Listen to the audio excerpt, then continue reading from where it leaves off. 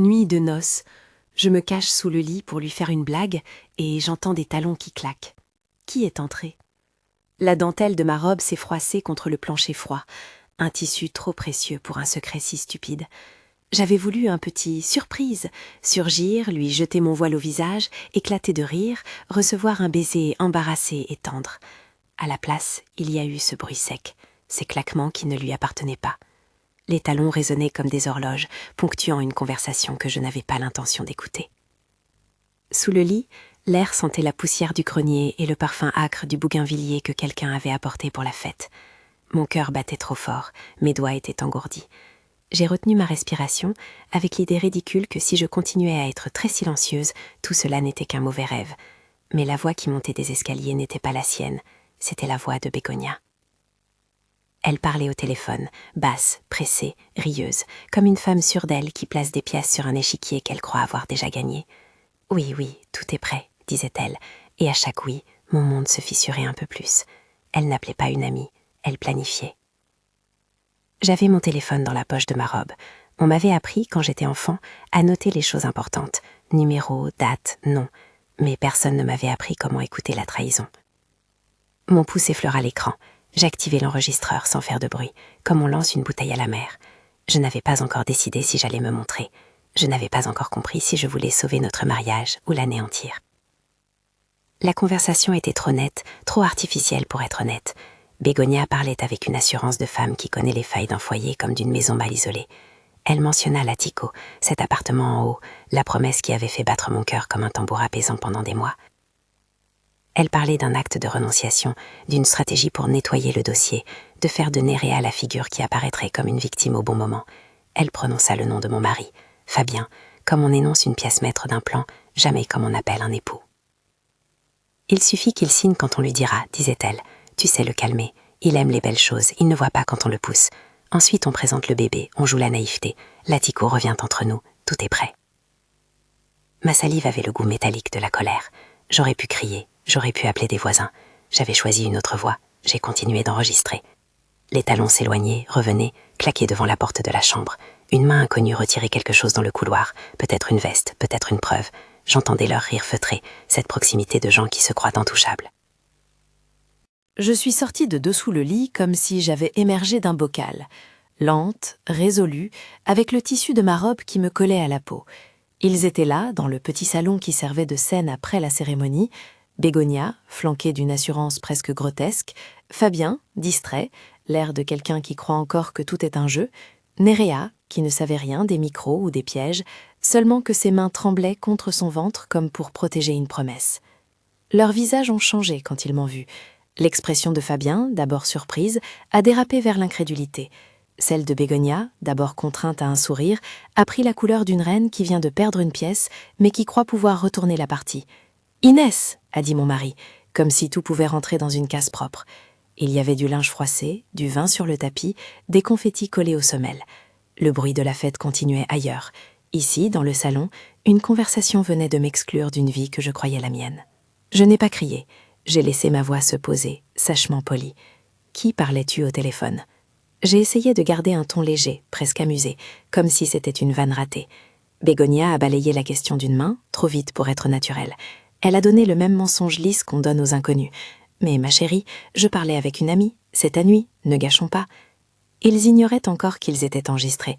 Ils ignoraient encore que les mots qui filtraient de la poche de ma robe étaient passés d'une simple promesse à une preuve. Ils ignoraient que la petite voix tremblante de Néréa, quand elle prononça « Je ne veux pas de problème », allait devenir pour eux un témoin imprévu. Ce qui m'a parcouru n'était plus la douleur immédiate de la trahison, c'était un froid calcul qui s'installait comme un gant de fer. J'ai voulu pleurer, j'ai voulu hurler, j'ai choisi autre chose, j'ai pris des notes mentales. Chaque nom prononcé, chaque échéance murmurée, chaque signora répété comme une incantation. J'ai mémorisé le timbre de la voix de Bégonia, la façon dont elle articulait « Attico », le rire court qu'elle gardait pour conclure ses phrases. Tout servira plus tard, pensais-je avec une clarté qui surprenait la fille fragile que j'avais été. Je commençais à tisser une toile. Quand je suis rentrée chez mon père, ce n'était pas pour me cacher ou pour m'apitoyer, c'était pour allier une alliée inattendue. Arturo m'a vue et m'a serré fort, la respiration lourde, les mains rugueuses qui avaient construit des bâtiments et soutenu des familles. Il m'a écouté sans interrompre, comme seuls les pères savent écouter lorsqu'ils comprennent que le sol a bougé sous les pieds de leur fille. Je n'ai rien caché, l'enregistrement, les phrases, les rires, comme une preuve que je n'avais pas rêvé. Quand je lui ai lu, il a serré les poings, non pas colère théâtrale, mais par un chagrin robiste. Arturo n'a pas dit « je te l'avais dit ». Il a dit « on va regarder ça ensemble ». Et son « ensemble » avait le poids des hommes qui n'abandonnent pas ce qui leur appartient. J'ai appelé Béatrice, mon amie avocate. Béatrice a une façon de parler qui coupe le bruit comme un fil. Elle a écouté l'audio sans jamais hausser la voix. Après quelques minutes, elle m'a dit ce que je ne voulais pas entendre, mais que je devais savoir. On devait agir avec prudence, mais avec fermeté. Les accusations doivent tenir, a-t-elle dit. Les documents doivent exister.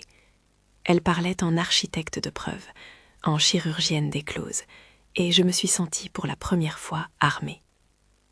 Je ne voulais pas la vengeance d'une femme aveuglée par le feu de la douleur.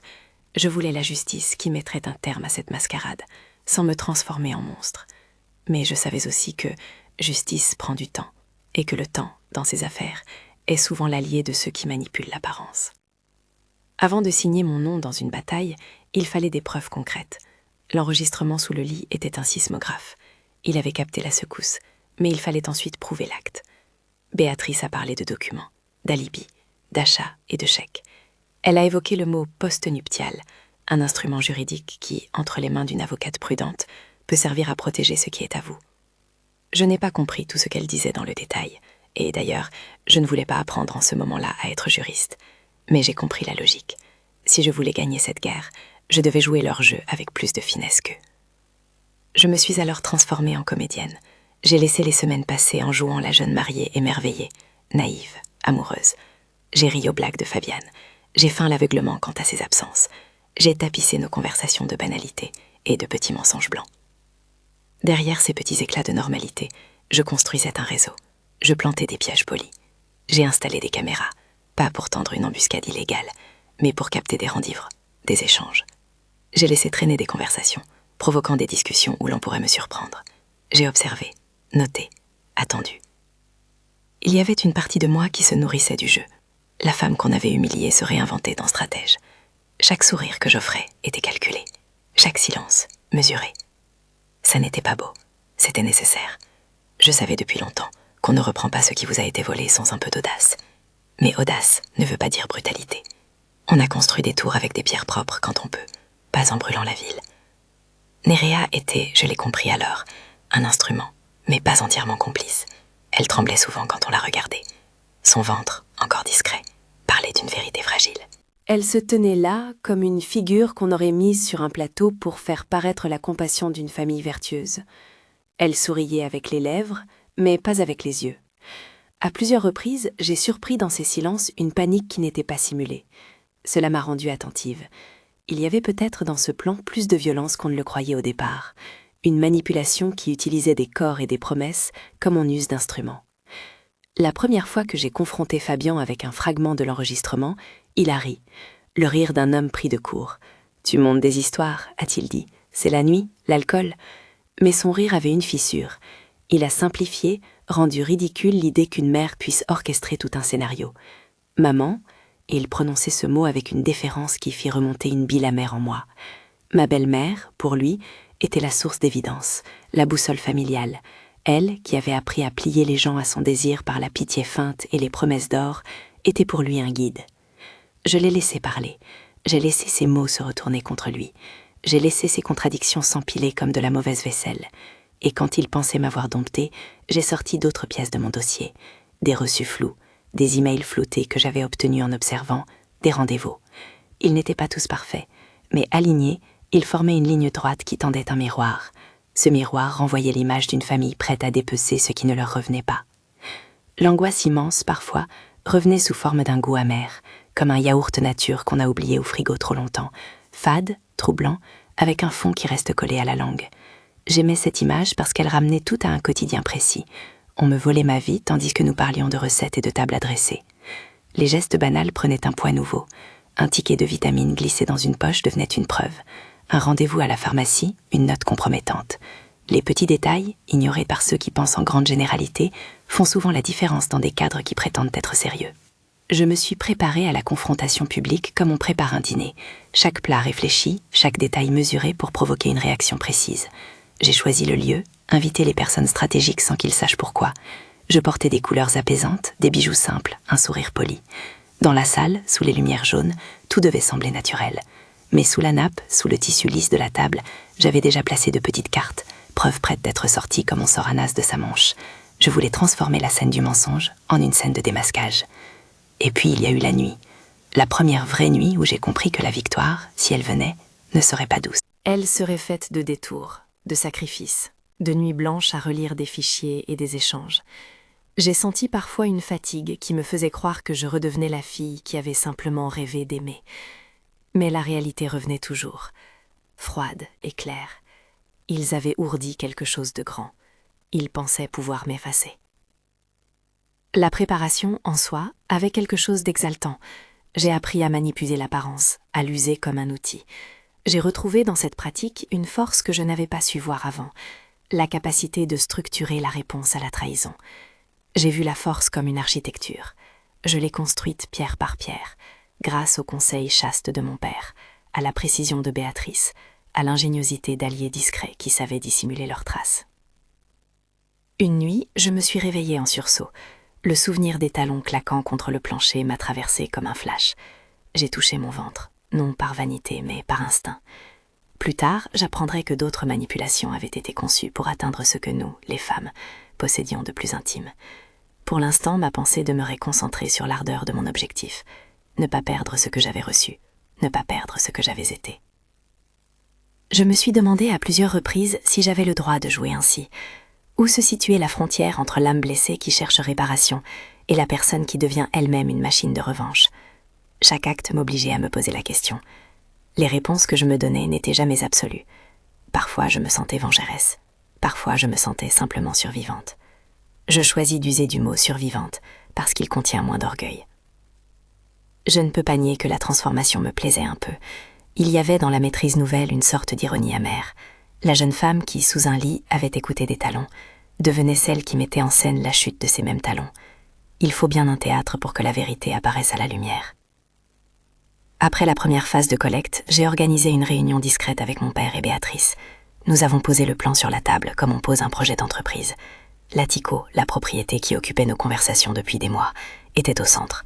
On ne parlait pas seulement d'un toit ou d'une terrasse, il s'agissait d'un symbole, d'une sécurité, d'un avenir qui avait été négocié sans ma connaissance. Béatrice a posé sa tasse de café, a regardé dans mes yeux et a murmuré « Il y aura des dommages collatéraux. Es-tu prête pour ce que cela implique ?» J'ai pensé à la liste des choses que j'étais prête à perdre, et la réponse fut claire. « Oui, ai-je dit, et je veux qu'ils comprennent pourquoi. » Nous avons commencé à écrire un scénario de confrontation. Pas un scénario de vengeance sauvage, mais une chorégraphie judiciaire. Montrer, prouver, mettre en évidence les contradictions. Nous avons planifié le dîner, choisi subtilement la date où tout serait prêt. Les invités, des voisins, des amis de la famille, des gens qui pourraient observer sans être complices. J'ai conçu une mise en scène qui allait révéler l'intention sans que cela ne ressemble à une manipulation grossière, parce que la vérité, souvent, a besoin de peu pour éclater. À la maison, j'ai continué à jouer la mariée heureuse. J'ai embrassé Fabien en public, en savourant l'odeur de son col et en enregistrant des mots qu'il laissait échapper. J'ai fait semblant d'ignorer les regards. J'ai laissé Bégonia se sentir invincible. À l'intérieur, je notais, je classais, je patientais. La nuit précédant le dîner, j'ai relu l'enregistrement que j'avais fait sous le lit. Je l'ai écouté attentivement, non comme une victime, mais comme une analyste. Les rires, les pauses, les négations toutes prêtes. J'y ai trouvé une certitude terrible. Il n'avait pas prévu que je saurais entendre. Après le hook initial, je veux savoir d'où vous me regardez. Dites-moi dans les commentaires, quelle ville, quel pays. Parfois, savoir d'où viennent ceux qui écoutent nous rappelle que nos histoires voyagent plus loin que nos peines. La journée du dîner est arrivée. J'ai choisi une robe au ton neutre, presque antiseptique. J'ai préparé le menu en tenant compte du moindre détail. Le vin, la lumière, la table, tout devait contribuer à faire tomber les masques. Mon cœur battait en cadences différentes, ni trop rapide pour être prise au dépourvu, ni trop lent pour perdre l'instinct. Quand les invités sont entrés, tout semblait comme avant. Des conversations innocentes, des compliments, des mains qui se serrent. Puis, à un moment choisi, j'ai fait glisser une question anodine. Je voulais provoquer une faiblesse, une révélation. Un verre de vin renversé sur une nappe, un éclat de rire un peu trop fort de la part de Bégonia, un regard de Fabien qui se transforme en frayère. J'ai senti la scène se tendre comme un arc. Je pouvais sentir l'état d'esprit d'un public qui ne sait pas qu'il est devenu spectateur d'un dévoiement. Les regards se sont tournés vers moi. J'ai souri et raconté une anecdote semi-fausse, juste assez pour dessiner un passage dramatique. Puis j'ai sorti posément l'une des preuves, un ticket, un reçu, quelque chose de banal que personne n'aurait cru curieux. Les murmures ont commencé. Bégonia a pâli, ses doigts ont cherché une main comme une amarre. Ce soir-là, j'ai compris quelque chose d'essentiel. Il y a des moments où une famille entière peut s'effondrer sur un seul mot, et dans ces instants, l'apparence de respect peut se fissurer. La suite, je l'avais préparée à demi. Vin, téléphone à l'oreille en mode haut-parleur, une preuve audio prête à être jouée en public. Je savais que la vérité, quand elle retentit à voix haute, a le pouvoir d'humilier et de libérer à la fois. J'ai senti mes mains sur la nappe se crisquer. J'ai respiré lentement. Tout, autour, paraissait se dérouler au ralenti.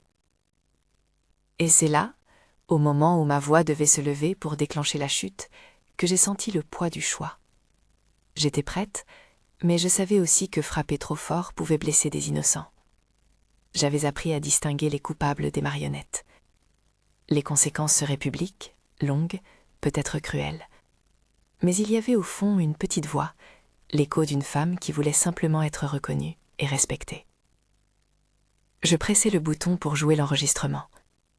Le son monta dans la salle comme un coup près. Les mots que j'avais gardés dans ma poche en sortaient maintenant, clairs, sans artifice. Et à mesure que la voix de Bégonia se déployait sur le haut-parleur, les visages autour de la table se transformaient en cartes géographiques. Des routes se fermaient, des frontières se dessinèrent. Le dîner qui devait être une célébration devint un tribunal improvisé. C'est en cet instant précis que la partie prenante pour moi s'est révélée dans toute sa gravité. Si je gagnais, je pouvais récupérer une vie. Si je perdais, j'aurais tout perdu. Mais je n'avais pas peur, seulement une conscience aiguë du prix à payer. J'avais choisi la bataille. J'avais choisi la vérité. La réaction fut immédiate. La stupéfaction, une onde. Certains se levaient, d'autres détournaient les yeux. Fabiane chercha des appuis dans le regard de sa mère et ne trouva que des fissures. Bégonia tenta une fois encore d'arguer, de rejeter les mots comme de la fumée. Mais la fumée, quand elle rencontre la lumière, se dissipe. Je vous raconterai la suite. Pour l'instant, je vous laisse avec cette image. La nappe tachetée de vin, le bruit sec des talons qui retombent, et ma main qui serre le téléphone comme en serre une promesse faite à soi-même. Le bruit des talons a continué de résonner longtemps dans ma tête, même après que la pièce ait retrouvé un semblant de calme. Le téléphone était encore chaud dans ma main. Les murmures qui avaient roulé sur l'enregistrement flottaient dans la salle comme de petites charges explosives. On les avait entendus, et soudain, tout s'effondrait autour d'eux.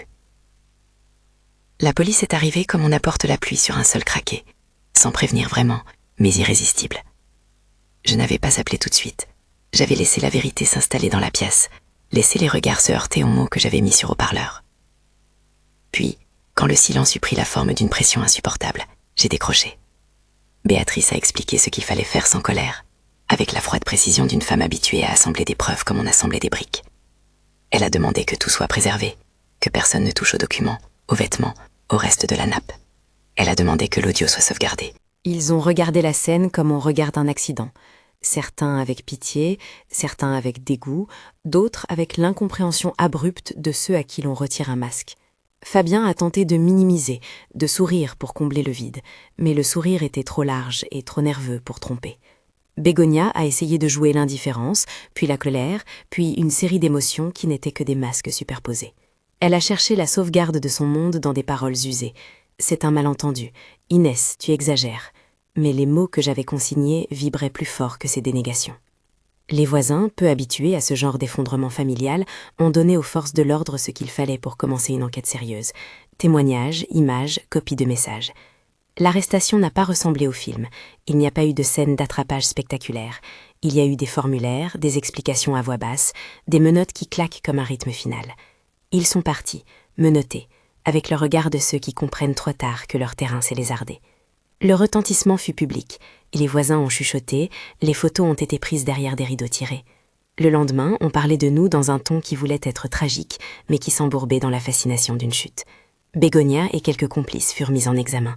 Les journaux, parce que les journaux trouvent des faits dans les malheurs des autres, ont baptisé l'affaire d'un nom qui sonnait bien à l'oreille des lecteurs. Le procès arriva comme un hiver.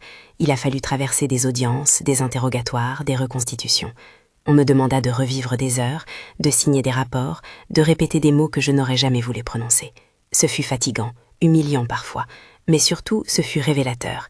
La justice est un long travail, sans la splendeur des grandes gesticulations, mais dotée d'une lente férocité qui, si elle est bien maniée, rend visibles les structures qui nous ont été volées. Béatrice était là, une présence solide, matrice de compétences, pour transformer mes enregistrements et mes preuves en quelque chose qui tienne devant un tribunal. Fabien n'était qu'une ombre qui se retirait peu à peu. Il perdit ses contrats, ses amis s'espacèrent, la vie professionnelle qu'il croyait solide se dégonfla. Les gens ne pardonnent pas l'humiliation publique facile. Ils ne pardonnent pas plus ceux qui laissent faire que ceux qui en profitent. Bégonia plaida la défense. Elle a tenté d'inverser les rôles, de jouer la matriarche incomprise, puis la victime d'un complot plus vaste. Mais l'enregistrement, les reçus, les emails, tout cela formait un ensemble tangible qui parlait mieux que les discours. Le juge, fatigué de rhétorique, regarda les documents et, un jour, annonça la sentence. Il y a eu des semaines suspendues, des échanges de regards lourds, des billets de banque flous, des comptes gelés. La chute fut nette. Condamnation, interdiction de gérer les biens, réparation partielle des détournements. L'Attico, l'objet de tant de convoitises, fut préservé, non pas par magie, mais parce que la preuve avait suivi la parole. La presse fit son miel de tout cela, comme toujours. Des titres en gras salèrent nos plaies, des commentaires nous sculptèrent en silhouette. Au début, cela me heurtait. J'avais envie de disparaître pour ne pas être exposée ainsi. Mais avec le temps, l'onde médiatique fit autre chose. Elle me retira l'illusion que leur monde était intouchable. Les gens qui avaient été complices se dispersèrent. Les partenaires commerciaux se retirèrent, les relations sociales se sont rétractées. L'humiliation publique eut des conséquences matérielles profondes, et la famille que j'avais autrefois essayé de rejoindre perdit ses fondations. Quand la tempête judiciaire se calma, il y eut le vide d'après. Une vie fracturée demande qu'on la rebâtisse pierre par pierre. J'étais fatiguée, mais étrangement éveillée. Il y avait sous les cendres quelque chose de vivant qui me poussait à reprendre non seulement ce qui m'appartenait, mais à transformer ce qui avait été brisé en une chose nouvelle. Titan Construcciones, l'entreprise familiale, n'était plus seulement la scène d'une trahison, elle devint l'instrument d'une renaissance. Je suis entrée à la tête de la compagnie avec une détermination qui ressemblait plus à un serment qu'à un désir de pouvoir. J'avais appris à lire les structures, à déterminer où s'installaient les failles. J'ai remplacé des cadres, réorganisé les flux, demandé des audits sans pitié. On m'accusa parfois d'être dure, je répondis que la dureté était un outil, pas une fin. Je voulais que la société soit à la hauteur d'une promesse sociale et non d'un outil de manipulation. Petit à petit, les chiffres remontèrent, non comme un triomphe personnel, mais comme une preuve que ce que j'avais construit n'était pas un château de cartes. Pendant tout ce temps, la vie privée restait une autre sorte de chantier. Hector est entré dans ma vie comme on entre dans une pièce en allumant une lumière qu'on croyait grillée. D'abord on ne remarque rien, puis tout devient visible. Il n'était pas l'homme des grandes phrases ni des gestes flamboyants. Il était architecte, précis, attentif aux tensions des matériaux, capable de voir dans une structure ce qui la rendait vivable. Nous avons travaillé sur un projet commun, une rénovation d'un bâtiment communautaire, et il y eut entre nous, à mesure des réunions, quelque chose qui dépassait le professionnel. Un respect patient qui s'installa, une curiosité douce. Il jouait du piano quand il était nerveux. C'était sa façon de remettre l'alignement des choses. Un soir, après une journée longue, il a posé sa main sur mon épaule, et sans promesse, il m'a offert sa présence. C'était tout. Notre rapprochement se construisit sans l'urgence qui avait caractérisé mon mariage précédent. Hector écoutait sans presser. Il ne chercha jamais à combler les silences par de grandes paroles. Il me laissait des espaces pour cicatriser, et c'était un baume étrange et nécessaire. Nous sommes devenus compagnons de chantier, et ensuite compagnons de vie. Il y eut des rires, des ennuis domestiques, des confidences sur la façon dont on veut qu'un enfant apprenne à jouer d'un instrument, sur le nombre d'arbres à planter sur une terrasse. Sa tendresse était ordinaire, et cela la rendait exceptionnelle. Quand Alba est née, la douceur m'a semblé moins étrangère. Porter un enfant après tout ce qui s'était passé fut à la fois miracle et défi. J'ai pensé souvent, sans pouvoir l'empêcher, à la révélation qui viendrait plus tard, et qui aujourd'hui me noue encore la gorge lorsque je la raconte. Mais pour le présent, la petite aura le nom d'une femme d'un livre ancien, et ses doigts se referment sur les miens comme si elle me connaissait depuis toujours. Lucas est arrivé plus tard, avec la même lumière tranquille, et nos soirées se remplirent de musique, de devoirs, de rires. La maison prit l'odeur du pain et du café de bon matin, des partitions sur le piano, des traces de boue ramenées par des petites mains. Un jour, poussée par une nécessité qui n'était ni justice ni vengeance, mais questionnement, j'ai demandé à visiter Bégonia en prison. Ce fut un matin gris, poli, où le monde semblait neutre pour ne pas infliger de couleurs inutiles. Je savais que cette visite me confronterait à quelque chose que je n'avais pas voulu regarder de front, la possibilité que la cruauté humaine puisse viser non seulement mes biens, mais mon corps, mes choix plus intimes. La salle de visite sentait le plastique et l'ignorance administrative. Bégonia était assise, plus petite qu'avant, étranglée dans une blouse grise. Le maquillage n'était plus l'armure d'autrefois. Elle me regarda comme une femme qui a conservé une réserve de ressentiment, mais qui a perdu l'élan de la manipulation. Il y eut des silences, d'abord lourds, puis tranchants. Elle a tenté les vieilles façons, de plaider l'incompréhension, d'abord, puis elle a basculé dans une confession que je n'attendais pas, ou que je n'avais pas voulu attendre. « Tu crois que je voulais tout cela ?» dit-elle, d'une voix sans fioriture. Sa façon de parler avait quelque chose d'ironique, pas tout à fait de l'humiliation, plutôt un constat. Puis, après un mot, elle a lâché ce qui m'a arraché un morceau d'air. Elle a admis, d'une manière directe, avec cette froide banalité qui déshabille l'horreur, qu'il y avait eu des manipulations, des coupures, des retards, des choses faites pour rendre plus difficile que je porte une vie. Je n'ai pas hurlé. La nouvelle n'avait pas l'intensité visuelle d'une gifle, mais la force d'une longue résistance. On m'avait volé quelque chose de profond, sans bruit, et j'avais vécu ensuite des années à combler ce vide sans savoir pourquoi. Bégonia parla de méthode, de complicité, d'accès à des boîtes de pharmacie, de petites mains qui passaient un mot, de signatures que personne ne remarque. Elle parla de tout cela comme d'une transaction ordinaire, détachée du souffle humain qu'elle détruisait. Elle se vantait d'une maîtrise qui faisait froid dans le sang. Dire que j'ai ressenti une seule émotion serait une trahison à la complexité du moment. Il y eut d'abord un vertige, la réalisation qu'une part de moi avait été effacée, non par le temps, mais par une volonté calculée. Puis il y eut la colère, fine, aiguë, prête à planter. Ensuite, à ma grande surprise, vint une étrange forme de soulagement. Si certains éléments de mon infertilité étaient liés à ces actes, alors il y avait quelque part une raison à ce que j'avais cru être un sort injuste. Ce n'était pas un soulagement de la douleur, loin de là, mais un soulagement de la connaissance. Mieux vaut la vérité, même dure, que l'ignorance qui ronge. Je n'ai pas crié, je l'ai écoutée comme on écoute une machine qui vous explique pourquoi elle a refusé de fonctionner. Sa voix perdait peu à peu de la hauteur, au lieu d'un vecteur de puissance, elle ressemblait désormais à une petite flamme épuisée. Je me suis rendu compte que la confession ne m'apporterait pas de réparation immédiate, mais elle m'obligea à réévaluer des morceaux de ma vie. C'était une blessure qui s'ouvrait à nouveau, mais qui cette fois recevait un pansement de vérité. La révélation m'a conduite à une colère froide, non dirigée uniquement contre Bégonia, mais contre le système d'impunité qui permet à des manipulations si intimes de rester dans l'ombre. Mais la colère, je l'ai transformée en une énergie différente, soin. Si l'on a touché à la possibilité de donner la vie, je ne voulais plus que cette marque ne soit seulement une cicatrice pour moi. Je voulais qu'elle devienne une pierre commémorative, une leçon qui rendrait la vie moins vulnérable à de telles pratiques. Pendant que je comprenais cela, la figure d'un enfant m'est revenue, une silhouette déjà mentionnée dans les dossiers. Léo, le garçon dont la naissance avait été célébrée par ces mêmes mains qui avaient falsifié tant de choses. Léo était le résultat d'un plan dont il n'avait pas demandé d'existence. Il était en tout point une innocence.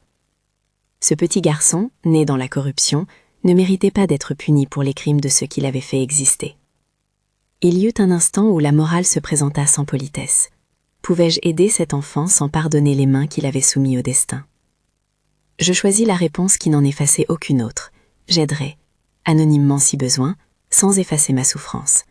L'acte n'était pas le pardon. C'était une intervention morale, une mise à part de ce qui est des fautes d'adultes et ce qui est des droits d'un enfant. J'ai organisé des aides, des soutiens pour Léo. Une école, un traitement médical, une bourse, tout ce que je pouvais offrir sans me transformer en mécène public. J'ai gardé la discrétion comme un hommage à la fragilité de sa situation. Quand j'ai été seule avec ces décisions, j'ai ressenti que la vengeance n'était plus la fin ultime. La revanche, si elle avait existé au début, avait cédé la place à quelque chose de plus complexe. Réparer ce qui pouvait l'être, protéger ce qui appartenait aux innocents et poursuivre légalement ceux qui avaient utilisé la tromperie comme un outil. J'ai demandé à Béatrice d'ouvrir des voies d'assistance anonymes pour l'enfant, à des amis de confiance de s'assurer qu'il puisse grandir avec des chances. Quand j'ai su que Léo recevait une aide médicale et une scolarité, j'ai ressenti un apaisement rude, comme la mer après un orage. La société, pour moi, a été un apprentissage progressif. J'ai appris à gérer une entreprise, à être mère, à aimer sans se consumer. J'ai appris, surtout, à ne pas confondre la dureté nécessaire pour protéger ses droits et la cruauté inutile. Hector m'a aidé dans ses apprentissages par sa présence constante. Il n'a rien arrangé par des gestes grandioses. Il a assisté, patient, aux nuits de travail, aux doutes, aux paperasses. Il a pris sur lui la peignée des jours où j'étais fatiguée. Il a mis sa main sur ma nuque en regardant nos enfants jouer et a dit « Tu as fait de bonnes choses ». Ce n'était pas une flatterie, c'était une reconnaissance mesurée. Il y a eu, bien sûr, des nuits où le passé revenait, des images qui ne s'effaçaient pas. Je m'endormais parfois avec le son lointain des talons, non plus comme une menace, mais comme une mémoire. Les anniversaires, les fêtes, tout rappelait les fractures. Pourtant, la musique du piano à la maison, la façon dont Alba et Lucas s'entendaient rire, avait une qualité guérisseuse. J'ai même repris des leçons, à petite dose, pour apprendre à jouer avec eux, non pour être parfaite, mais pour être présente. Je n'ai jamais été naïve quant à la complexité du monde. J'ai vu la manière dont des gens, même ceux qui se prétendent proches, peuvent choisir de fermer les yeux face au malheur, si cela les arrange. Mais j'ai aussi vu la générosité réelle, le geste anonyme pour Léo, la main tendue de quelques collègues, l'attention sincère de personnes qui n'avaient rien à gagner. Ces acteurs m'ont rappelé que la reconstruction se fait à plusieurs mains. Des années ont passé, et avec elles, la cicatrisation. La société que je dirigeais prospérait, mais plus importante encore fut la petite cité que j'avais créée chez moi, une table autour de laquelle il y avait de la confiance, des rires et des ordonnances de devoirs. Le piano prit une place centrale dans nos soirées. Hector parfois jouait des morceaux qu'il modifiait pour que les enfants puissent chanter dessus. Alba se mit à jouer des airs joyeux, Lucas préférait tambouriner les rythmes chauds. Dans ces petites choses, j'ai trouvé une boussole. La vie, malgré les manipulations, peut encore être modelée par la tendresse. Un jour, plusieurs années après les premiers claquements de talons, j'ai reçu une lettre. C'était un remerciement d'un professeur, envoyé par un intermédiaire sans signature. Léo avait obtenu une bourse pour un cursus de sport. Il se montrait curieux, intelligent, et avait un sourire qui ne s'effaçait pas. Quelque chose dans cette nouvelle fit un bruit doux à l'intérieur. La petite décision de payer, de soutenir anonymement, avait porté ses fruits. J'ai pleuré en silence, non d'orgueil, mais d'une émotion qui me rappelait que les actes de compassion peuvent traverser des générations. Parfois, la vie offre des fins qui ressemblent à des boucles. Il m'est arrivé de repenser à la première image qui avait tout déclenché. Moi, sous le lit, la dentelle collée à la peau, le téléphone allumé comme une bouteille jetée à la mer. Si on m'avait demandé alors si j'aurais choisi de me cacher pour entendre la vérité, je n'aurais peut-être pas su répondre. Aujourd'hui, je sais. Je sais que cette nuit fut le germe d'une renaissance, même si la graine a poussé dans la boue de la trahison.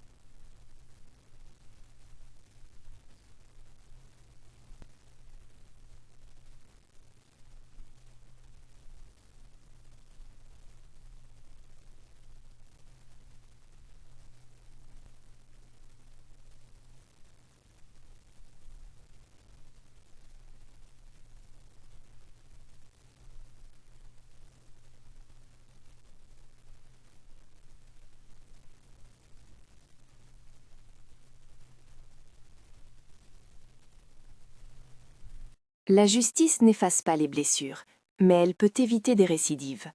L'aide aux innocents n'efface pas la trahison, mais elle en limite les dommages.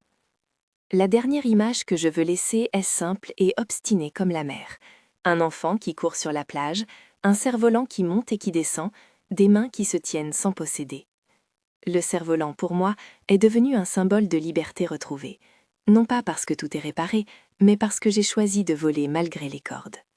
J'ai choisi de protéger mes enfants, d'aider un autre enfant malgré les raisons de la colère, et de bâtir une vie qui ne se contente pas de survivre, mais qui aspire à être belle. Qui est entrée? C'était la belle-mère, la femme dont les talons avaient résonné sous notre porte et qui avait mis en marche une machinerie pour me déposséder. Sa venue fut l'étincelle qui a allumé la plus longue et la plus douloureuse des révolutions dans ma vie. Sans elle, peut-être je n'aurais pas découvert la force que je portais, cette capacité à transformer l'humiliation en stratégie, la trahison en moteur de reconstruction. C'est une vérité qui ne se célèbre pas. Elle se vit, parfois en silence, parfois en musique. Si cette histoire vous a touché, abonnez-vous et partagez pour que d'autres récits comme celui-ci puissent trouver une voix.